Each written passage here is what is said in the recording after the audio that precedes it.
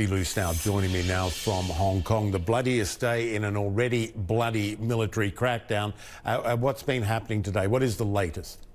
Yeah, there is a chorus of condemnation after yesterday, a horrific day of terror in Myanmar, the bloodiest day since the coup on February the 1st, the bloodiest day since the beginning of protests. According to Myanmar Now, this is an independent media group inside the country, at least 114 people have been killed on Saturday, including children. There are reports of a 13-year-old girl being killed in her home in Myanmar, a 5-year-old boy being killed in Mandalay. We've also seen deeply disturbing footage of a 1-year-old baby who was shot in the eye with a rubber bullet. The international condemnation is growing. We have heard from the U.S. Secretary of State Antony Blinken, who said he is deeply horrified by the events on Saturday. We heard from the UN Secretary General, Antonio Guterres, who said that he is deeply shocked.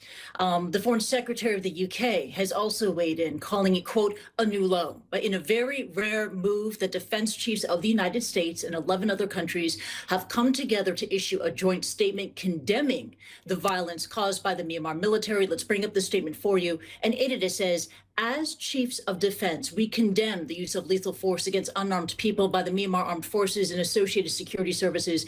A professional military follows international standards for conduct and is responsible for protecting, not harming, the people it serves.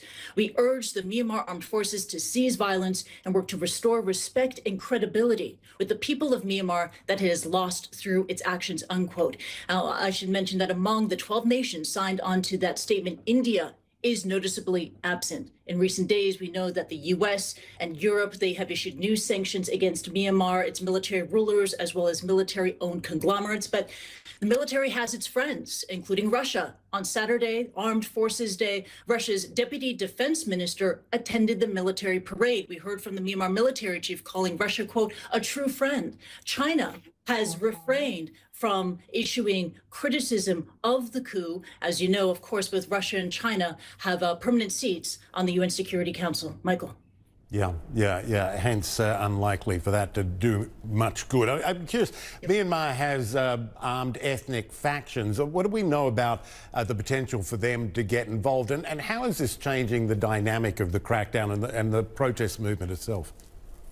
You know, up to now, the protest movement has been relatively peaceful, but now we are seeing a new armed resistance rising with the involvement of these armed faction groups. Reuters reported on Saturday that the Karen National Union, one of these armed factions in Myanmar, targeted a military outpost near the border with Thailand. The military responded with airstrikes, and we just learned from an aid group inside the country that 3 people are dead as a result of these airstrikes. This represents a very dangerous new front in this ongoing crisis. The protest movement is evolving. It's involving armed students as well as these armed factions. Guerrilla tactics are at play.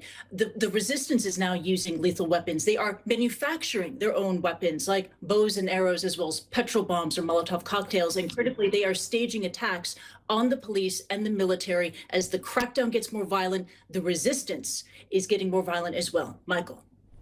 Yeah, real determination among those protesters. Christy Lu Stout in Hong Kong, thanks so much.